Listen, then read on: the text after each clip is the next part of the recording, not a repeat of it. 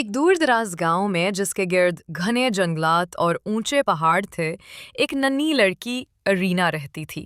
اس کے بال کالے اور لمبے تھے اور آنکھیں نیلے آسمان کی طرح چمکتی تھیں۔ ارینا ہمیشہ سے کہانیوں کی دیوانی تھی، جادو، پرانے قصے اور پراسرار مخلوقات۔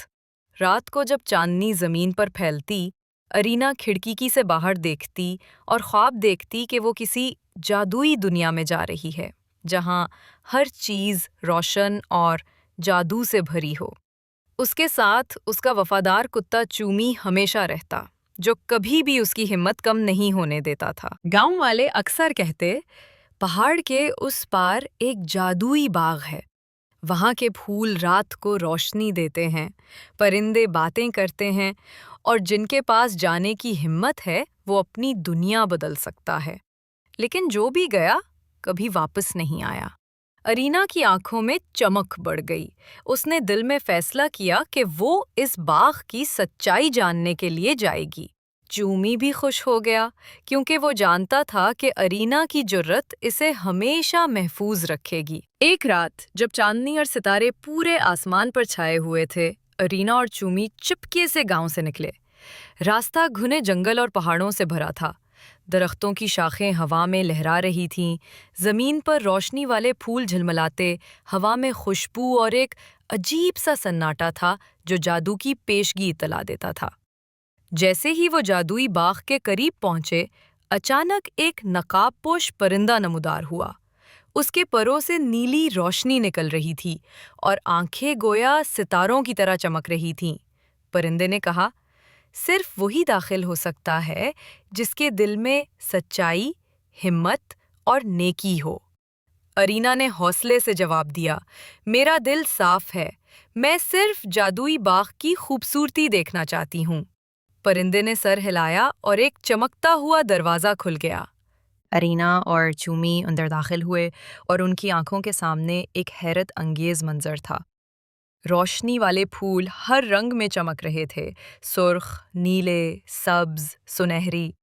درختوں کی شاخیں ہوا میں لہرا رہی تھیں اور ہر شاخ سے روشنی نکال رہی تھی۔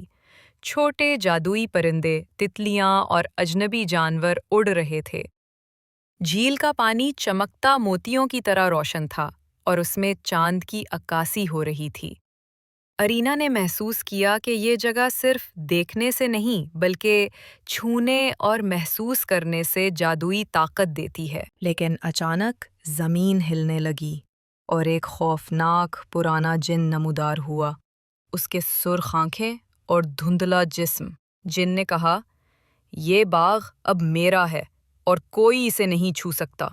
ارینا نے فوراً چومی کے ساتھ مشورہ کیا۔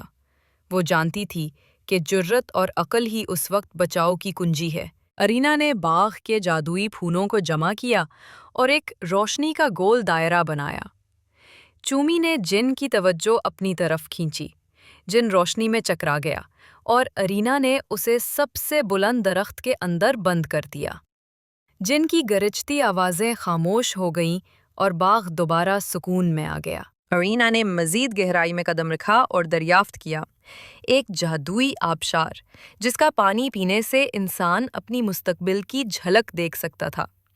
چھوٹے جادوئی جانور جو رات کے وقت کہانیاں سناتے اور مزاحیہ حرکتیں کرتے۔ روشنی والے پھل جو کھانے سے انسان کو عارضی طور پر اڑنے کی طاقت دیتے۔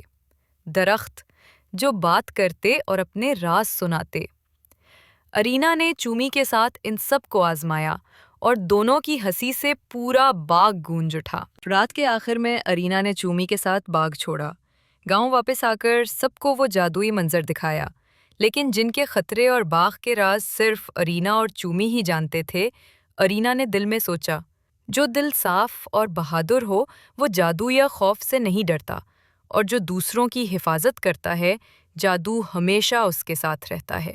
اور یوں چاندنی کا جادوئی باغ ہمیشہ کے لیے ارینا کے لیے روشن، محفوظ اور حیرت انگیز بن گیا۔